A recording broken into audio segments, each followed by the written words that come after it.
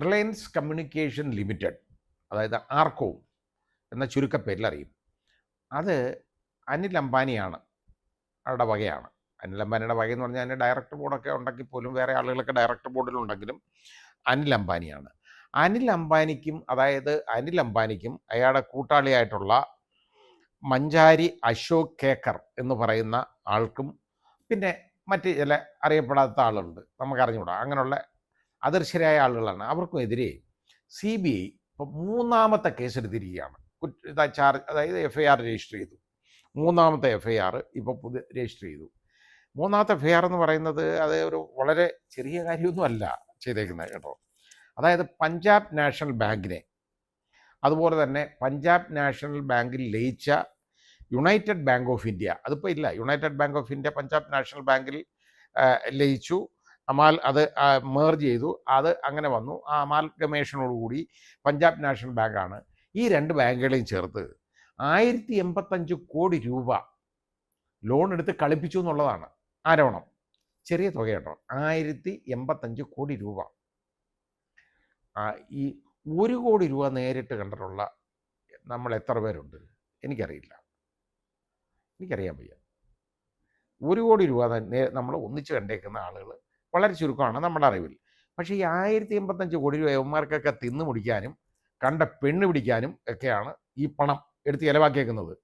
കാരണം എപ്സ്റ്റീൻ ഫയൽസിൽ എപ്സ്റ്റീനുമായിട്ട് നിരന്തര സമ്പർക്കത്തിലുണ്ടായിരുന്ന ആളാണ് അനിൽ അംബാനി കേട്ടോ. അതായത് നമ്മുടെ ബഹുമാനപ്പെട്ട പ്രധാനമന്ത്രിയുടെ ഗുഡ് ബുക്സിലുള്ള ആളാണ്. അതുകൊണ്ടാണല്ലോ ഇത്രയും പൊട്ടിപ്പൊളിഞ്ഞു നിൽക്കുന്ന, ഒന്നുമില്ലാതെ വെറും ജീർണിച്ച് നിൽക്കുന്ന അനിൽ അംബാനി 10 ദിവസം കൊണ്ട് കോൺസ്റ്റിറ്റ്യൂട്ട് ചെയ്ത ഒരു കമ്പനി. ആ കമ്പനിക്ക് റഫേൽ ഇടപാടിന് മുഴുവൻ കാര്യങ്ങളും കൊടുത്തേക്കാണ്. റഫേൽ, കാരണം അതിൽ നിന്ന് കോടിക്കണക്കിന് രൂപ അയാൾക്ക് അടിച്ചു മാറ്റാൻ പറ്റും. അപ്പോൾ അങ്ങനെയുള്ള ഒരാളെ സഹായിക്കുക എന്ന് പറയുന്നത് യഥാർത്ഥത്തിൽ ശരിയാണ്. കാരണം ഫോർ ഫേവേഴ്സ് റിസീവ്ഡ്. അപ്പോൾ അയാളുടെ കയ്യിൽ നിന്ന് കിട്ടിയേക്കുന്ന സഹായത്തിനും സഹകരണങ്ങൾക്കും എല്ലാം വേണ്ടി ഇതൊക്കെ തിരിച്ചു കൊടുക്കണമല്ലോ.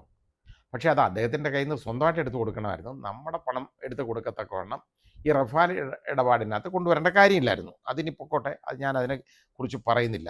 ഇതൊക്കെ കോൺഗ്രസ് ഒക്കെ പറഞ്ഞിട്ട് അവർ പറയുന്നതേ ഉള്ളൂ. പക്ഷേ BJPക്കാർ പോലും അതൊന്നും പ്രശ്നമല്ല അവർക്ക് കേട്ടോ, അതൊന്നും പ്രശ്നമല്ല.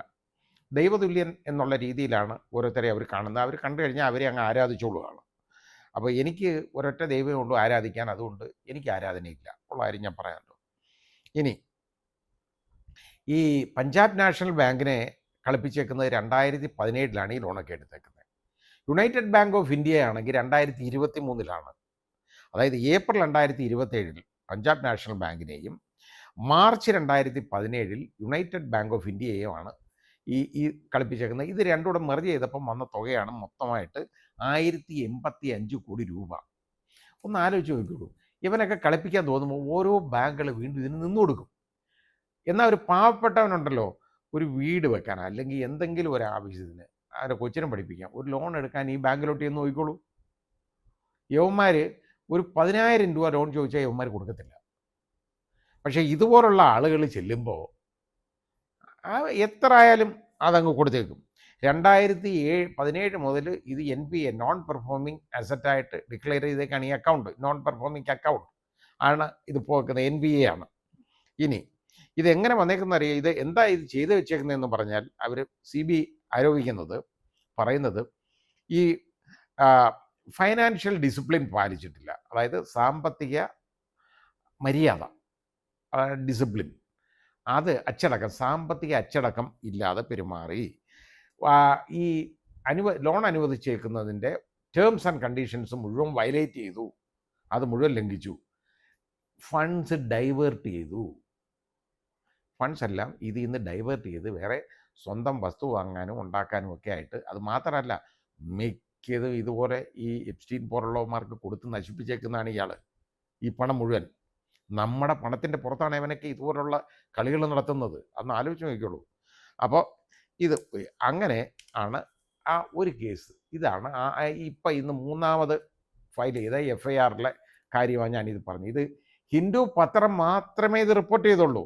അത് ഇന്നർ പേജിലാണ് കേട്ടോ. ഇന്നർ പേജിലാണ് റിപ്പോർട്ട് ചെയ്തേക്കുന്നത്. ആരും പ്രത്യേകിച്ച് കാണാനൊക്കാത്തൊരു പേജിലാണ് ഹിന്ദു പോലും ഇത് റിപ്പോർട്ട് ചെയ്തത്.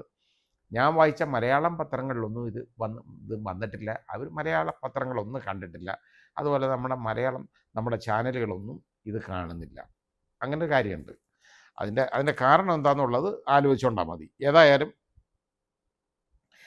2024 അതായത് 2026 ഫെബ്രുവരി 24 ഇയാളുടെ പേർക്കുള്ള ഇത് മൂന്നാമത്തെ ഞാൻ പറഞ്ഞ രണ്ടാമത്തെ എഫ്ഐആർ വരുന്നത്. ആ രണ്ടാമത്തെ എഫ്ഐആർ വന്നത് എന്തെന്നറിയാം? ബാങ്ക് ഓഫ് ബറോഡയെ കളിപ്പിച്ചതാണ്. ബാങ്ക് ഓഫ് ബറോഡയെ കളിപ്പിച്ചേക്കുന്നത് അതും ചെറിയ തുക കേട്ടോ, 2220 കോടി. ഇത്രേ ഉള്ളൂ. 2220 കോടിയുടെ ബാങ്ക് ഫ്രോഡാണ് ബാങ്ക് ഓഫ് ബറോഡ, ഒരു നാഷണലൈസ്ഡ് ബാങ്കാണ് അത് റെഡിയാക്കിയേക്കുന്നത്. അതും 2017 തുടങ്ങിയ പരിപാടിയാട്ടോ. ആദ്യം 2017 തന്നെ അത് NPA ആയി, നോൺ പെർഫോമിങ് ആയിട്ട് മാറി 2017 തന്നെ. അപ്പോൾ അതിൽ CBI ആരോപിച്ചത് എന്താണെന്നറിയോ? ബാങ്ക് ഫ്രോഡാണ്. ബാങ്ക് ഫ്രോഡ് എന്ന് പറഞ്ഞാൽ അക്കൗണ്ട് ഫ്രോഡാണ്. അക്കൗണ്ട് ഫ്രോഡ് എന്ന് പറഞ്ഞാൽ അക്കൗണ്ട്സ് മുഴുവൻ തിരുക്കാനുള്ള തരത്തിൽ അക്കൗണ്ട്സ് ഉണ്ടാക്കി മൊത്തം ആക്കിയിട്ട് ഈ എമൗണ്ട് മുഴുവൻ ഡൈവേർട്ട് ചെയ്തു. അങ്ങനെ പോയി. ഈ അക്കൗണ്ട്സ് ഫ്രോഡ് എന്ന് ഡിക്ലെയർ ചെയ്യണം എന്നും കൂടെ CBIക്ക് ഒരു പ്രാർത്ഥനയുണ്ടായിരുന്നു അതിൽ. അതോടുകൂടി CBI അതിനുവേണ്ടി ശ്രമിച്ചപ്പോൾ അത് മുംബൈ ഹൈക്കോർട്ട്, അത് കൊള്ളാം കേട്ടോ, നല്ല രസമായിട്ടുള്ള ഒരു പരിപാടിയാണ്, അതങ്ങ് സ്റ്റേ ചെയ്തു. ഡിക്ലെയർ ചെയ്യുന്നത് അക്കൗണ്ട്സ് ഫ്രോഡാണെന്ന് ഡിക്ലെയർ ചെയ്യുന്നത് അങ്ങ് സ്റ്റേ ചെയ്തു. എളുപ്പമുള്ള കാര്യമില്ലേ? ആ സ്റ്റേ വെക്കേറ്റ് ചെയ്ത് ഇങ്ങനെ നടന്നു. ഈ സ്റ്റേ വെക്കേറ്റ് ചെയ്യിപ്പിക്കണമെങ്കിൽ ആര് പോവും? CBI പോകണം. ഇങ്ങനെ ഇതാണ് മൊത്തം കള്ളത്തരം കാണിച്ചൊക്കെയാണ് പോകണം. സെൻട്രൽ ഗവൺമെൻറ് പോകണം. അവരാരും പോകുന്നില്ല, പോകത്തില്ല, അനങ്ങത്തില്ല.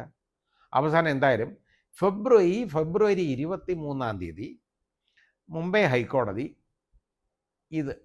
അതായത് ബോംബെ ഹൈക്കോർട്ട് ഈ സ്റ്റേ വെക്കേറ്റ് ചെയ്തു. ഇനി അത് എന്തോ തോന്നി ചെയ്തെന്ന് എനിക്കറിയത്തില്ല. എന്തായാലും ഇത്രയും വലിയ കാശുകാരനല്ലേ, അവരൊക്കെ അപ്പോൾ ഇങ്ങനെയുള്ള കാര്യങ്ങളൊക്കെ റെഡിയാക്കിയിട്ട് സ്റ്റേയും ഒക്കെ ഇതുപോലെ റെഡിയാക്കി കൊടുത്തു കഴിഞ്ഞാലല്ല കുഴപ്പമെന്ന് പറഞ്ഞാൽ അത് കിട്ടുന്നതല്ല, അത് തർക്കിക്കാൻ ആരെങ്കിലും വേണ്ടേ കോടതിയുടെ മുമ്പിൽ, എങ്കിലല്ല കോടതിക്ക് പറയാൻ നോക്കും. അല്ലാതെ കോടതിക്ക് സ്വയം പറയാൻ നോക്കത്തില്ലല്ലോ ഇവൻ കള്ളനാണെന്ന് ആരെങ്കിലും പറയാൻ വേണം. ഇല്ലെങ്കിൽ കള്ളൻ കൈ നീട്ടിക്കൊണ്ട് ചെന്നാലും അവൻ കള്ളനല്ല എന്ന് ആരും പറയാത്തിടത്തോളം കാലം കോടതികൾ തെറ്റിദ്ധരിപ്പിക്കപ്പെടും. എന്തായാലും സ്റ്റേ കിടന്നു നീണ്ട കാലയളവിൽ. അത് ഇത്രയും നാളായിട്ട് കിടന്നു. അങ്ങനെ 2017 ഫ്രോഡാണത്. അത് CBI അന്വേഷിച്ച് അതെല്ലാം റെഡിയായി. അവർ FIR ഇടാൻ അവർക്കൊക്കുന്നില്ല, മാർഗമില്ല. അങ്ങനെ ഈ ഫെബ്രുവരി 23 സ്റ്റേ വെക്കേറ്റ് ചെയ്തപ്പോൾ ഫെബ്രുവരി 24 അവർ ഇത് ഫ്രോഡാണെന്ന് ഡിക്ലെയർ ചെയ്തിട്ടുണ്ട്. അവർ FIR ഇട്ടു ഈ കേസിൽ. ഇതിൽ 2220 കോടിയാണ്. ഇനി ഒന്നാമത്തെ കേസ് എന്തുവാന്ന് നമുക്ക് ആലോചിക്കാം. ഒന്നാമത്തെ കേസ് എന്ന് പറയുന്നത് ഫസ്റ്റ് കേസ്, CBI കൊടുത്ത ഫസ്റ്റ് കേസ് SBIയുടെ കംപ്ലൈൻറ്റിലാണ്. ലീഡ് ബാങ്കാണ് ഇന്ത്യയുടെ. 11 ബാങ്കുകളുടെ ലീഡ് ബാങ്കാണ് SBI. അപ്പോൾ ആ SBIയുടെ പരാതിയിലാണ് കൊടുത്തേക്കുന്നത് ആ കേസ്. അപ്പോൾ ഇനി അതിൻ്റെ തുകകളിലേക്കൊന്നും ഞാൻ പോകുന്നില്ല. അപ്പോൾ മൊത്തം കൂടെ ഇപ്പോൾ CBI പറയുന്നത് എത്രയെന്നറിയോ? അതായത് ടോട്ടൽ ലോൺ, മൊത്തം ലോൺ, ഔട്ട്സ്റ്റാൻഡിങ് ലോണ് ഈയിടെ അനിൽ അംബാനിയുടേത്, അതായത് റിലയൻസ് ഗ്രൂപ്പിൻ്റെത്, റിലയൻസ്.com, അതായത് ഈ കമ്മ്യൂണിക്കേഷൻസ് ആർക്കോം, ഇവർക്കുള്ളത് മൊത്തം കൂടെ അതായത് 40,185 കോടിയാണ്. ഒന്ന് ആലോചിച്ച് നോക്കുള്ളൂ, 40,185 കോടി. ഒരു സ്റ്റേറ്റിൻ്റെ ബഡ്ജറ്റിൽ പോലും പലപ്പോഴും വരാത്ത ഒരു തുകയായത് കേട്ടോ. ഇത്രയും കോടി രൂപയാണ് ഇവൻ കളിപ്പിച്ചിട്ട് നടക്കുന്നത്. അവനാണ് എപ്സ്റ്റീനുമായിട്ടുള്ള കൂട്ടുകെട്ട്. ആലോചിച്ച് നോക്കിക്കോളൂ. ഇതാണ് കാര്യം. നമ്മുടെ രാജ്യത്ത് നടക്കുന്ന സംഭവങ്ങളാണ് ഞാൻ ഈ വിളിച്ചു പറഞ്ഞത്. ഇത് പറഞ്ഞുകൊണ്ട് ഒരു പ്രയോജനമില്ലെന്ന് എനിക്കറിയാം. കുറേ പേരെന്നെ ചീത്ത വിളിക്കുമെന്നുള്ളതല്ലാതെ ഇതിനകത്ത് യാതൊരു കാര്യമില്ല. ഇത് ഹിന്ദു പത്രം റിപ്പോർട്ട് ചെയ്തതാണ് ഈ ന്യൂസ്, ഞാനല്ല.